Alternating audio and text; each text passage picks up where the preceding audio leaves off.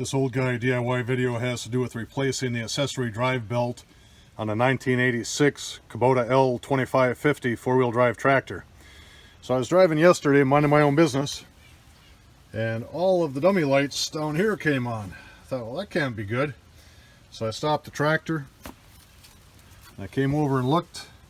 My accessory belt for the water pump and the alternator had failed. So I bought the tractor in 2004, so this thing's at least 17 years old. And this one just kind of paid the fee. So I went online, I went through the cross-reference deal, and I found this belt that my local AutoZone had for 10 bucks. So I ran over there last night, picked it up. Now I'm going to put it in. So my plan is simply to break this connection here. These are 12mm heads. So I've got an open end wrench to get that one, and a little socket to get these.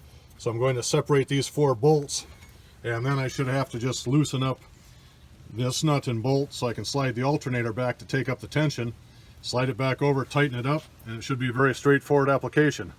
We'll see if my great plan comes together. Now, to provide resistance and keep this thing from spinning, I just took this slotted screwdriver and stuck the blade in between the bolt head and the shaft on the front side, and then I used the open end to loosen this up, and that worked out just fine. So I just learned that I only need to take 2 bolts out, not 4.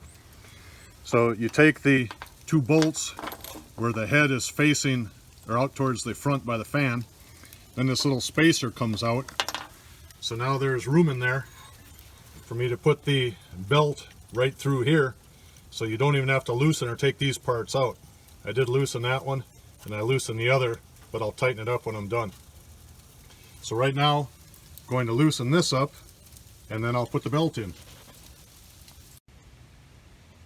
Well, the belt is in, and what I was expecting would take about an hour would only take about 15 minutes if you didn't have to film. And again, the only 2 bolts you need to remove are right here on this aluminum spacer. So you have this bolt, and there's one opposite it.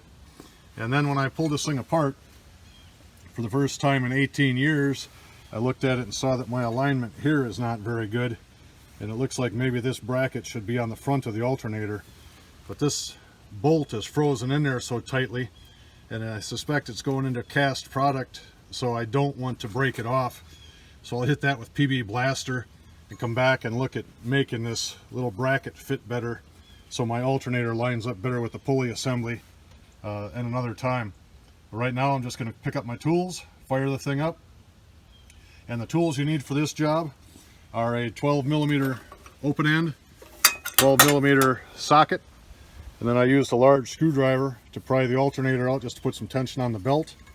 And then you need a screwdriver to hold in here just as you're breaking this thing loose.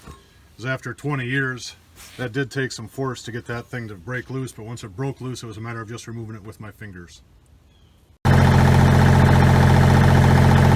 tractor is running at a high idle. It's had this battery light on from the day I got it 20 years ago.